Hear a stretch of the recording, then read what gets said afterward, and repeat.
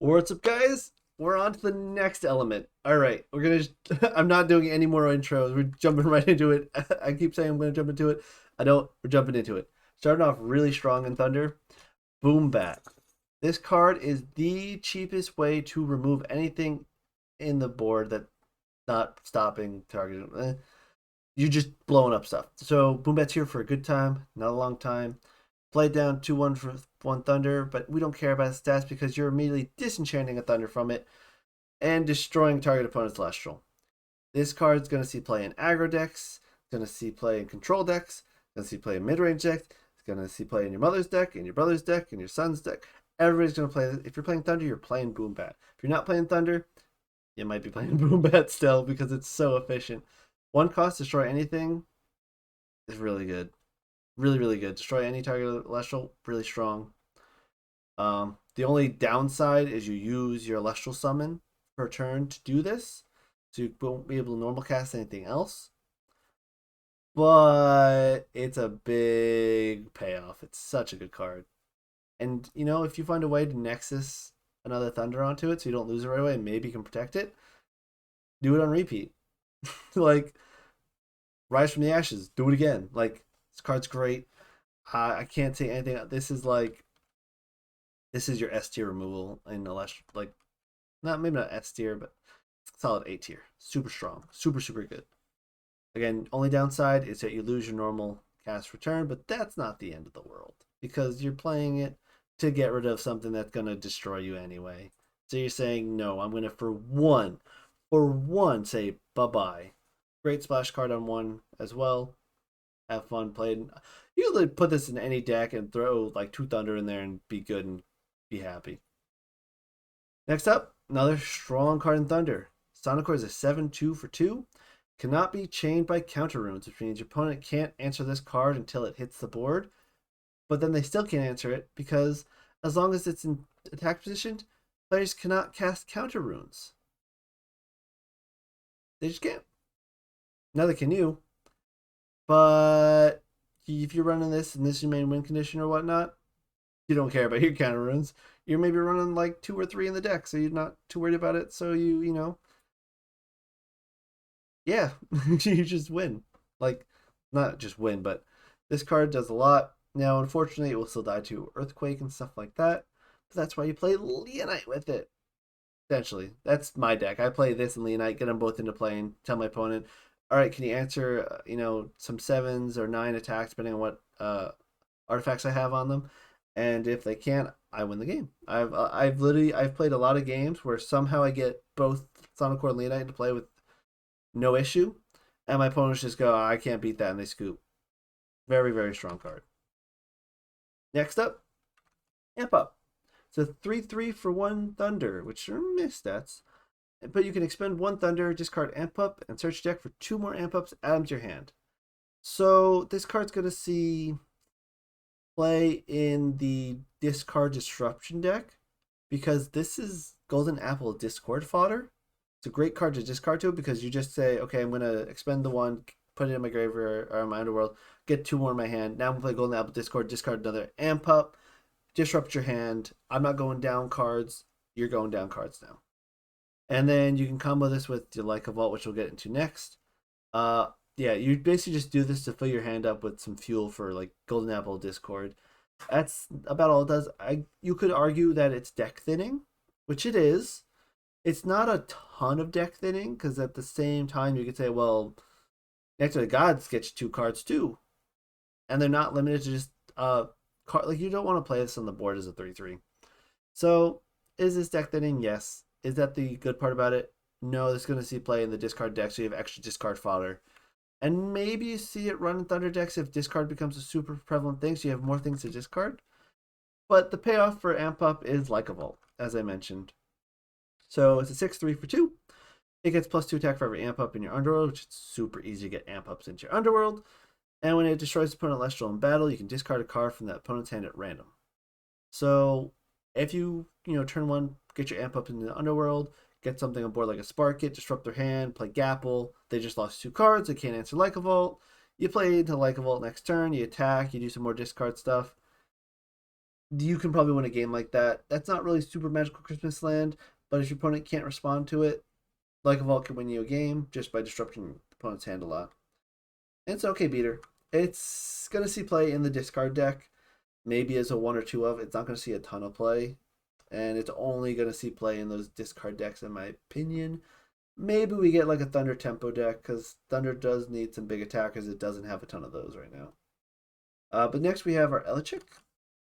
The 4-1 for 1. It got a great change because now instead of searching for wind, it searches a normal cast for a divine rune and add it to your hand. So you can go find your Zeus, your Aeolus, your Festus, Demeter, whatever. So this card says, hey, you need that Nexus Bank? I will find you that Nexus Bank. At minimum. So it's really good. You know, you're going to get probably Zeus with it or Aeolus. It's going to go in your Thunder or Wind or Thunder Wind decks for a very particular reason. And we'll go into that reason right now. I'm not going to waste time on Elechik because you get good cards with it. It's a good card. You get Griffuse, which is a useless card except for its ability is really good. 5-3 for 2. You're never just playing this to be a 5-3 for 2. You're playing it because you're going to Nexus a Wind or Thunder from a Divine Rune right away. The special send this Griffuse to Voltempest. And that means you'll have 4 spirits on that Voltempest when it comes into play. So you can use Voltempest ability. All you're doing with this is saying, okay, my Zeus or Aeolus that I just got with my Elechik, we're going to Voltempest right now on turn 2 probably. So what's Voltempest? That's what all this is leading into. The 13-10 for 3, it's 2 Thunder Wind hybrid. You can disenchant 1 Thunder or a Wind from this Voltempest, force an opponent to expend 3. And hey, if you have that Zeus that you probably got with Elechik still on the board, you can't target this with the opponent. Your opponent can't target this at all. So if your opponent can't get over 13 attack, every turn you're just hitting them directly for 3. And you could just sit there without attacking. If they have like Shield of Achilles face down and ready to stop the Voltempest attack, you just never need to attack with this. And just shoot them for 3 every turn. Like this deck, I think will see some really interesting, fun play. How good will it be? I don't know. Because Griffuse is really bad. And you need to get Voltempest out with Griffuse. Not need to, but it's the easiest way. I don't know. But Griffuse, yeah, Elechik is a great card. Voltempest is a great card. Griffuse is bad. Except for the fact that it gets Voltempest out. So it's kind of got the September Centaur thing going on where what it gets is insane, which makes it okay to play, but it's not going to feel that great. But it's going to feel great when you get Voltempest out and you have that Zeus in play so they can't even touch it right away. Really nice. I think Voltempest will see some solid play. Sparkitt got a nice buff. So now, well, it's still a 4-1 for 1 Thunder. Connects this 2 Thunder, up to 2 Thunder, as all the Nexus Celestial cycle does. And when you do, you look at an opponent's hand and discard a card. That's really good! Oh my god! Like, at random, pretty good. Now I get to look at my opponent's hand, and if I go first, I look at my opponent's hand, I say, this is the most problematic card you have. Goodbye. This will destroy my Sparkitt. Goodbye. And the next turn I do my Sparkitt shenanigans again and then ascend into something else, like a lycavolt. This card is so good. Like, Kinleo got nerfed to a 3-1. This should have got nerfed as well to a 3-1. In my opinion. It's really good. You're going to run it in almost any Thunder. Honestly, it can be run in any Thunder control deck, and it's going to be 3-ofs in every single Thunder hand disruption deck. Bar none. It's just that's what it does. It does it really well. You get hand information and you remove the biggest threat from the hand. Really strong card. Moving on, we got Gatobolt. It's technically the ascension to Sparkitt. It doesn't do anything that Sparkitt does. It's okay. It's a Thunder beater. Thunder doesn't have a lot of 1-drop beaters, so it's nice that its 2-drops are all beaters or get you to a beater real quick. So day 3 for 2. Target a Thunder Enchanted Celestial. And generally give it +2/+2 until end of phase. And it can target itself. So it's usually a 10-5 on your turn. It can make something else on your board a little buffer. I don't think it's going to see a ton of play, but it's nice that there's an option for a Thunder beater. Maybe there's some weird Nexus deck in the future that you just go pile on Thunder onto this Gatobolt. Gatobolt's like 15 attack over something, and Gatobolt's got like 7 spirits on it and you hit them for a ton of damage. I don't think it's going to happen anytime soon, but it's a cool card. I love the art on it. Like, the best part about this card is the art. All right, next we got Quackle. Everything pretty much says... So this is a slightly worse Sluggle, but it's got 1 more defense. The 2/3 for 1. When you cast it, you can return up to 3 Thunder from your Underworld Spirit deck. So if Thunder Reanimator is a thing, this will help Thunder Reanimator. This helps you get to 2/1 Thunder. It heals you a bit in Thunder. It exists. Not super powerful, but it's a nice card. Unfortunately, Sluggle, because of the water package, is way better. But this card still does work. And it's another option instead of just Ambrosia and Thunder to return spirits. And you do need in the Ohmperial deck, which we'll get into shortly with Ohmperial and Cygnetrik abilities, you do need a lot of Thunder recovery in that deck. Because if you don't get out the Cygnetrik early, you're not doing anything with Cygnetrik. So you do need that recovery. It is synergistic, which is nice. So why do you need all that Thunder? So Cygnetrik is a 4/6 for 2. Terrible stats, but it's generally not going to stay on the board for long because you can reveal 12 Thunder from your Spirit deck. And if you do, you can special send Cygnetrik into Ohmperial from your hand or deck. So what this means is you need to have minimum 14 Thunder in your deck. So you have 2 Thunder on the Cygnetrik and 12 in your Spirit deck to reveal when you play Cygnetrik and go, hey, I have 12 Thunder here. Here they all are. Play Ohmperial into play. And Ohmperial got a nice buff, so we'll get to that second. Generally, you're probably going to play like 16, 17 Thunder. So this is what you're trying to do Mono Thunder. This is your strategy is Mono Thunder. Is probably going to Ohmperial because Ohmperial is a tough card to deal with in general. Go to Ohmperial. It is an 8/12 for 3. And it gets +1 attack for every Thunder in your Spirit deck. So generally when it comes out, it's at least 20 attack. And you can expend 1 Thunder to destroy any card on your opponent's board or your board if you need to. So this is never getting attacked over if you get it out early. So if you can protect it, which it's going to be really hard to protect it in Mono Thunder, which you need so many Thunder Spirits keep this going in play that I don't know how well you can protect it. But if your opponent doesn't have Boombat, Kinleo, or Earthquake, they will not get rid of this card in any reasonable expending trade. Like, it's just going to sit there and every turn you're just going to go, all right, goodbye Thunder, remove big threat. Okay, I can't attack you right now. Goodbye Thunder, destroy, your other back row. I still have 18 attack. You're not getting over this even with Penterror. Have a nice day. So this card, its biggest threat is the fact that you don't need to attack with it until you're clear, and your opponent cannot attack into this ever without spending a whole lot of resources to attack it. A whole lot, like Penterror plus Necklace. And if you get this out on turn 2, if your opponent gets Penterror out and then Necklaces, that's like 6 spirits and 2 for the Necklace, and then they still trade with Ohmperial.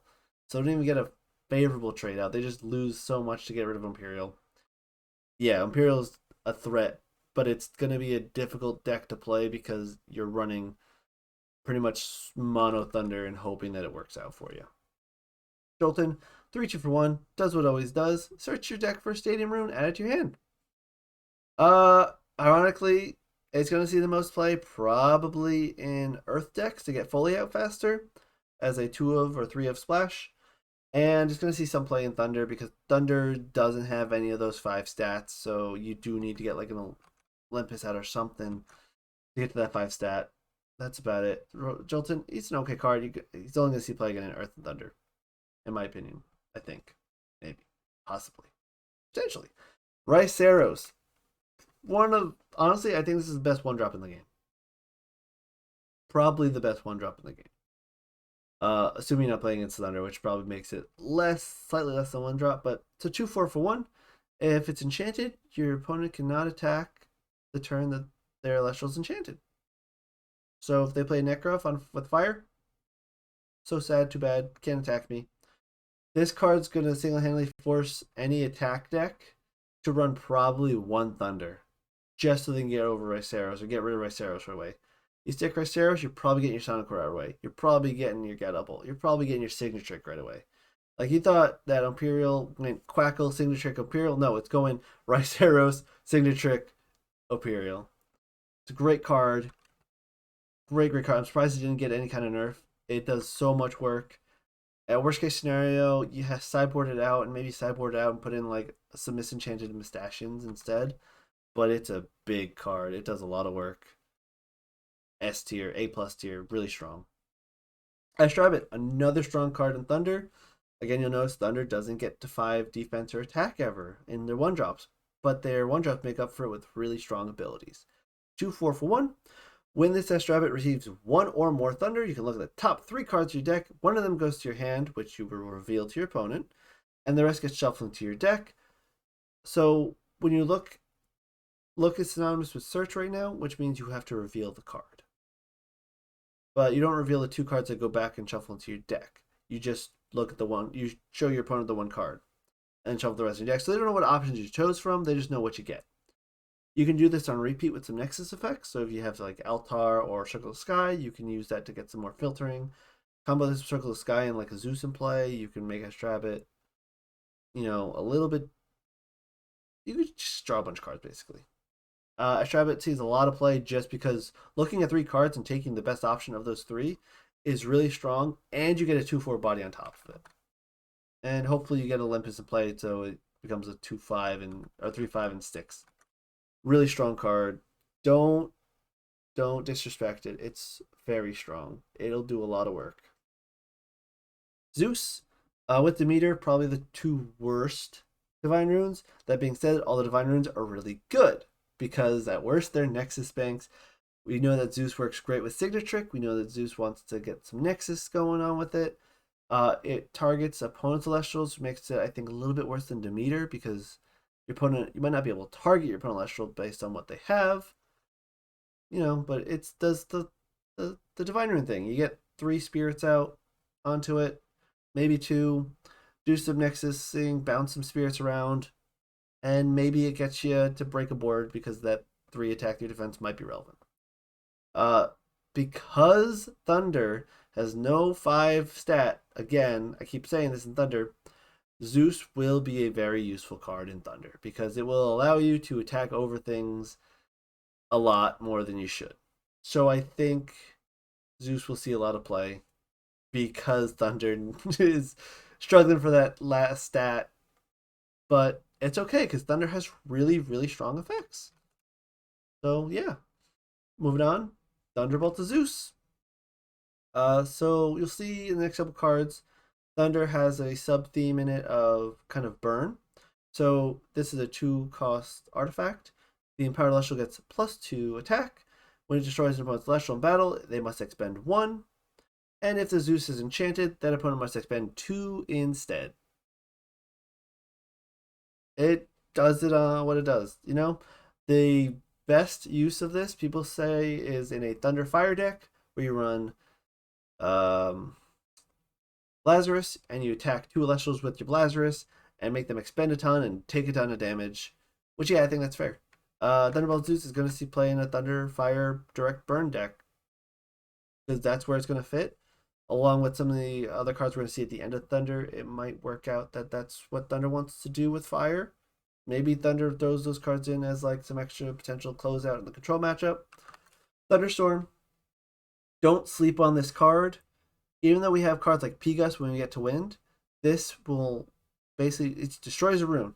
Just like Earthquake, it destroys something. We know runes are dangerous with like Shield of Achilles and all the other cool runes we saw recently. This will disrupt it without losing your tempo. You don't lose that Celestial play for turn. This will do some work. That being said, it is a little expensive. But the other options are Pigus or Tornado. Pigus, you lose your Celestial action. Tornado, it just returns to their hand, and you don't even get to see what it is. Thunderstorm is a good card. Trust me, it's a good card. I honestly think if you're running a lot of Thunder, run 1 or 2 of these in your deck, and you will not be unhappy with it. It will do something for you. It will clutch out some games, guaranteed. Stop that shield from. If one puts shields down, they're like, I'm good, I'm going to be safe. You go, buy shield, goodbye shield, attack you, do some snake cane. Like, it's a good card. And Olympus, as I said with Earth, when I was going to Earth Stadium, fully forced, this is probably going to be the second most played stadium rune, just because Earth needs to get past 4, and this gets them to 5. Again, Earth has good effects, so it's okay that they don't get to 5. This will help. I think 1 or 2 of these is going to go most Thunder, Mono Thunder decks, just to help them survive a bit better in the early game. But Thunder has some great late game, so don't sleep on it. Toxion, 1 Thunder, 4/2. If you haven't seen this card yet, this Toxion receives 1 or more Thunder. Your opponent must expend 1. So it's a burn card. I think if we see like a Thunderfire burn deck, this is going in it. If you can find ways to do some Nexus shenanigans with it, you can get some extra expends on your opponent. And it's generally it's going to be a 4/2. When this comes into play, your opponent expends 1 for 1, which is good. That's honestly, it's fine. That's a perfectly fine card. 4 attack means it's probably not dying too many things right away. And at worst, it already burns your opponent for 1. So it's trading even on spirits. I think it's a good card. That's all I really have to say. It's always going to be even spirit cost. Just you might lose some board presence if it dies. And Galvenom is a card that I had such a long conversation with specifically Jade Johnny. So it's a 6/2 for 2 Thunder, which 6 is a meh stat, and it's a 2-drop, but 6 is really bad for a 2-drop. But its ability is really strong. You can expend 3 in order to target and destroy 2 cards in the field. So this is kind of like a better, worse Ohmperial. So it's better than Ohmperial. So let me backtrack. I'm going to talk about this for a second, and then we're going to end the video. So this comes out the same turn as Ohmperial in the Mono Thunder deck. So you're playing this on turn 2 roughly. You're playing your Ohmperial on turn 2 with the special Ascend from Cygnetrik. Ohmperial doesn't get attacked over, but you destroy 1 card a turn for 1 cost. This card can get attacked over, but you destroy 2 cards immediately for 3 cost. So you're spending more to destroy more quickly. And then this card's probably going to get traded out for by basically any, like Sorlets or anything that gets pumped a little bit, Tectoris, Volcaries, they're all going to run over this thing like no tomorrow. Does that make it good? Yes. It makes it very good in a mostly Thunder deck, because it gets expensive. Just to have this in play and use ability is 5 Thunder. Granted, its effect's really strong. So if you're playing a deck that runs 10, 11 Thunder, 12 Thunder, primary is Thunder, but doesn't have enough Thunder to do the Ohmperial stuff, you're playing a lot of this. You're playing like 2 of these in your deck because its ability is going to be really strong for you. Just expect this to die right away, so I hope you get at least 4 spirits worth of value out of it, destroying your opponent's board, or you destroy all the back row, or you destroy all their front row. Their go wide deck, you just destroyed half their board. This is the closest thing we have to a board wipe. And at 5 cost total, it's okay. It's strong. It's good. Jay Johnny is like, oh, why would I ever play Ohmperial if I'm playing this? They go in their own decks. This is the I'm playing mostly Thunder card, and Ohmperial's the I'm playing all Thunder card. Take your pick of what you need. Just expect this to cost you a lot. Play your Quackle, play your Ambrosia. But it'll do some work for you, 100%. Without a doubt, Ohmperial and Galvenom will both do a ton of work when you get them out. Just be careful about when you get them out. And yeah, that's all the Thunder cards. We're going to move on to our next element on our next video. Again, this video is around like 25 minutes. If you're still here and you stayed for all of it, really appreciate all of you. I'm starting to lose my voice a little bit. I'm going to have to take a break before I film the next 2 videos. And I'll see you guys in the next one.